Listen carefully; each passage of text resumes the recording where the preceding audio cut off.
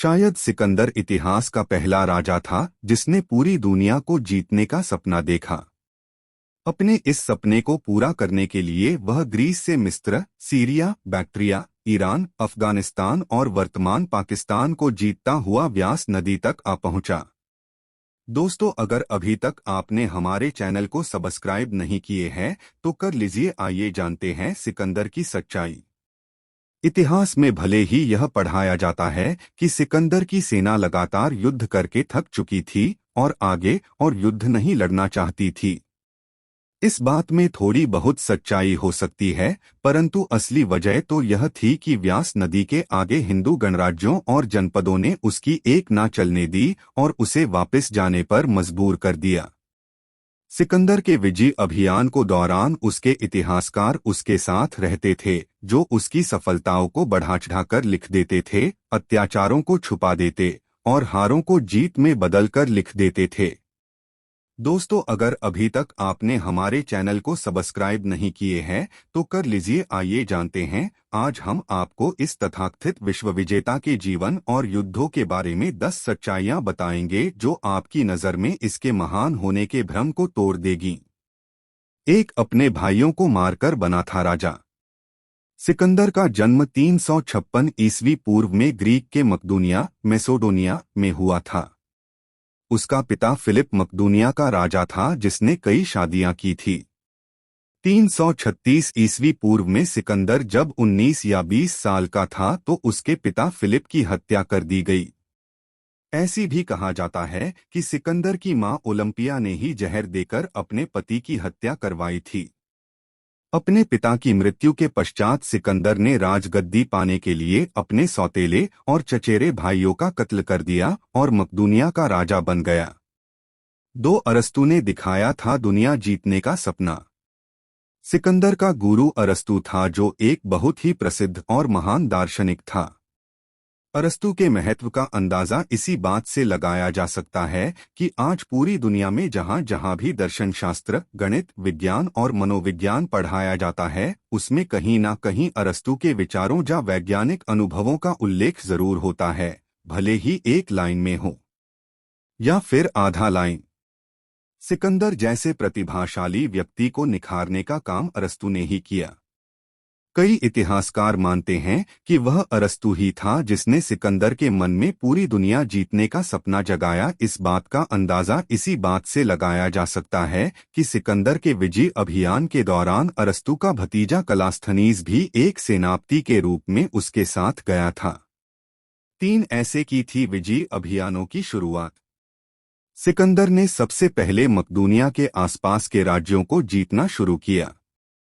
मकदूनिया के आसपास के राज्यों को जीतने के बाद उसने एशिया माइनर, आधुनिक तुर्की की तरफ कूच किया। तुर्की के बाद 1-2 छोटे राज्यों को छोड़कर विशाल फारसी साम्राज्य था। फारसी साम्राज्य मिस्र, ईरान से लेकर पश्चिमोत्तर भारत तक फैला था। उल्लेखनीय है कि फारस साम्राज्य सिकंदर के अपने साम्राज्य से कोई 40 गुना ज्यादा बड़ा था। फारसी साम्राज्य का राजा शाह दारा था जिसे सिकंदर ने अलग अलग 3 युद्धों में हराकर उसके साम्राज्य को जीता। परंतु शाह दारा ने सिकंदर से संधि कर ली और अपनी एक पुत्री रुखसाना का विवाह उससे कर दिया। फारसी साम्राज्य जीतने में सिकंदर को करीब 10 साल लग गए। विजय के पश्चात उसने बहुत भव्य जुलूस निकाला और अपने आप को विश्व विजेता कहलाना शुरू कर दिया, क्योंकि फारस को जीतकर वह उस तमाम भूमि के 60% हिस्से को जीत चुका था जिसकी जानकारी प्राचीन ग्रीक के लोगों की थी। भारत तक पहुंचते पहुंचते उसे शाह दारा के अलावा छोटे छोटे राज्यों, सूबेदारों और कबीलों से भी युद्ध करना पड़ा जिसमें उसकी जीत हुई। 4, सिकंदर का युद्ध कौशल। यह सिकंदर की योग्यता का ही परिणाम था कि उसकी छोटी सेना बड़ी बड़ी सेनाओं को मात दे दिया करती थी। सिकंदर की युद्ध रणनीतियों को आज भी यूरोप की किताबों पढ़ाया जाता है। सिकंदर के पत्थर और आग के गोले फेंकने वाले गुलेलनुमा बड़े बड़े हथियार और उसके सैनिकों की लंबी लंबी ढालें युद्ध में निर्णायक भूमिका निभाती थी। कई ऐसे मौकों पर जब सिकंदर की सेना युद्ध में कमजोर पड़ती दिखती तो सिकंदर खुद आगे होकर लड़ता, जिससे उसकी सेना का मनोबल बढ़ जाता। सिकंदर की यवन सेना उसे देवता मानती थी। 5 सिकंदर का भारत पर हमला। सिकंदर ने भारत पर 326 ईसा पूर्व में हमला किया था। उस समय भारत छोटे छोटे राज्यों और गणराज्यों में बंटा हुआ था।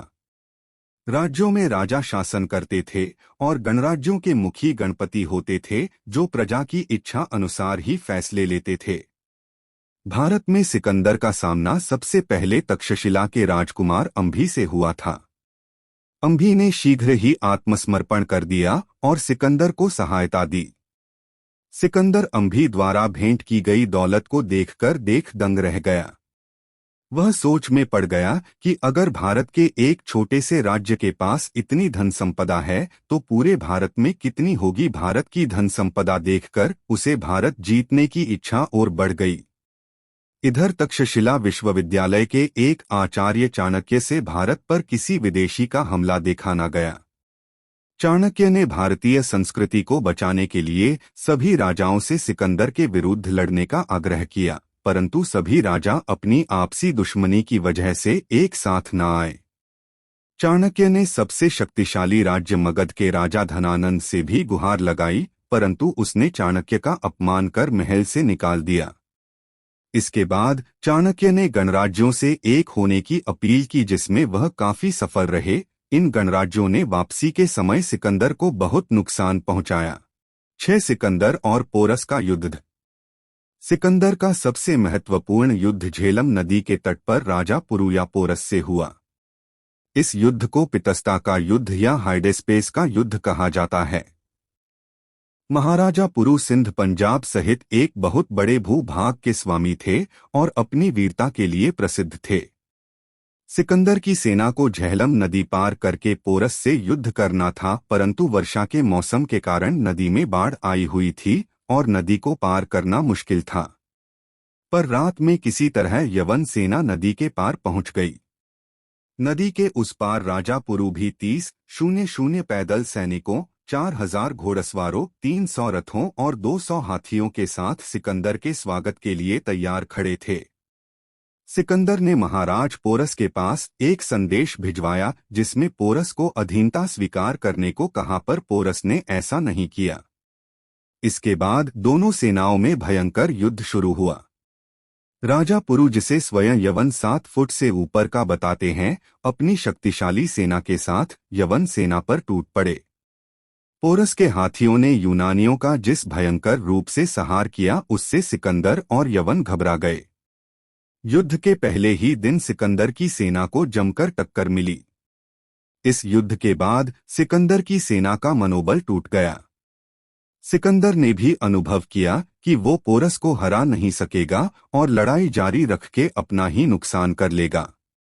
अंततः उसने पोरस को युद्ध रोकने का प्रस्ताव भेजा, जिसे पोरस ने मान लिया।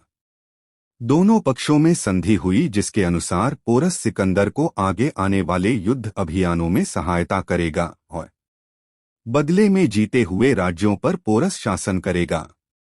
साथ सिकंदर के सैनिकों के हौसले हुए पस्त। पोरस से युद्ध के बाद सिकंदर की सेना छोटे हिंदू गणराज्यों से भिड़ी।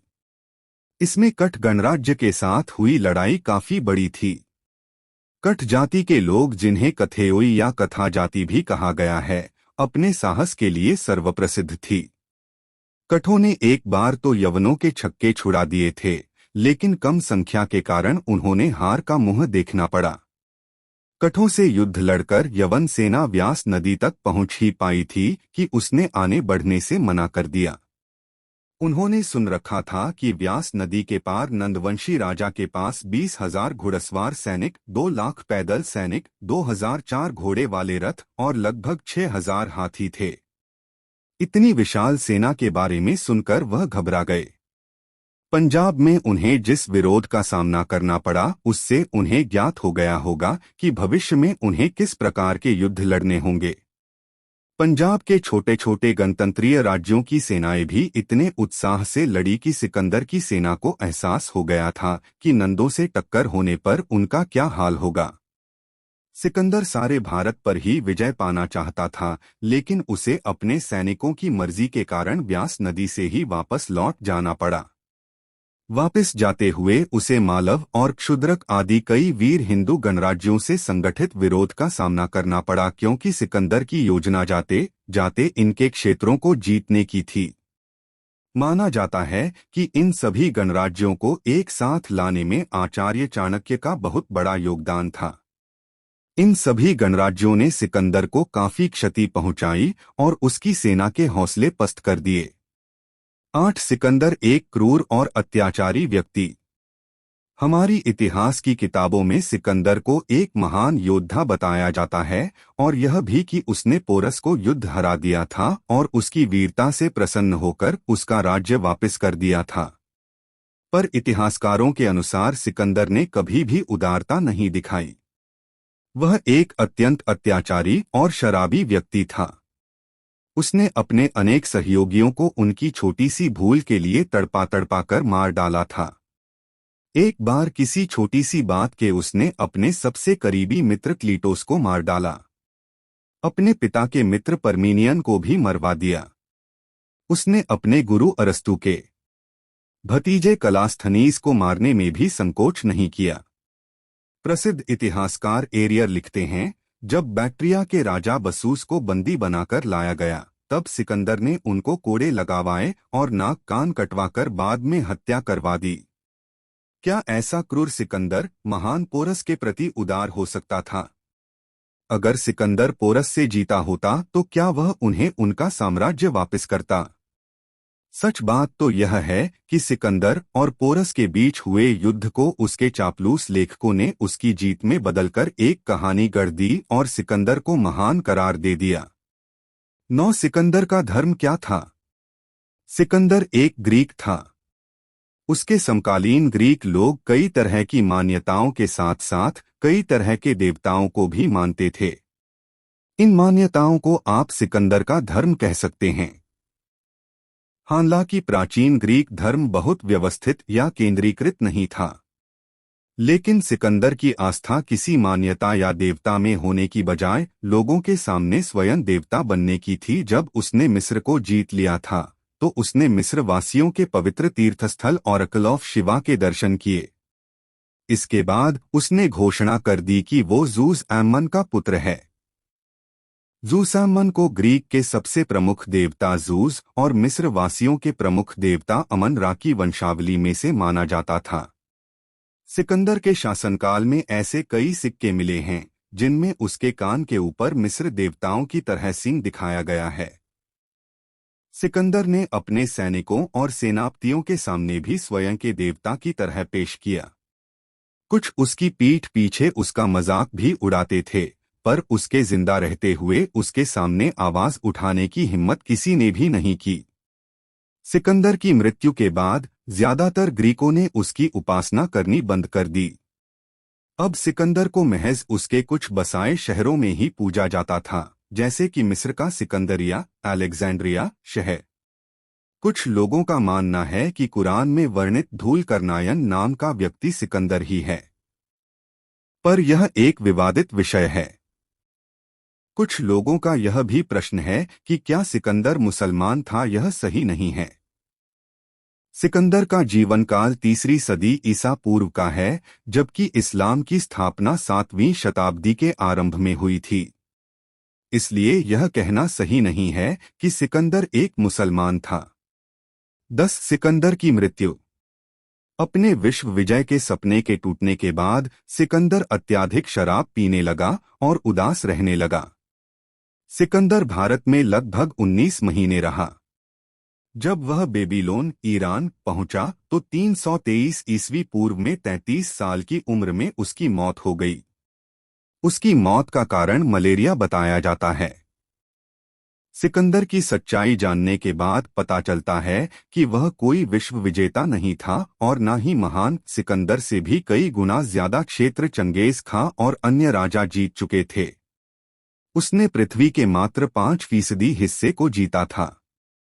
इसमें कोई शक नहीं कि सिकंदर एक कुशल योद्धा था और इतिहास में महत्वपूर्ण स्थान रखता है, पर ऐसी कोई वजह नहीं कि उसे विश्व विजेता कहा जाए या उसके नाम के साथ महान लगाया जाए। क्या एक क्रूर और हत्यारा व्यक्ति महान कहलाने के लायक है?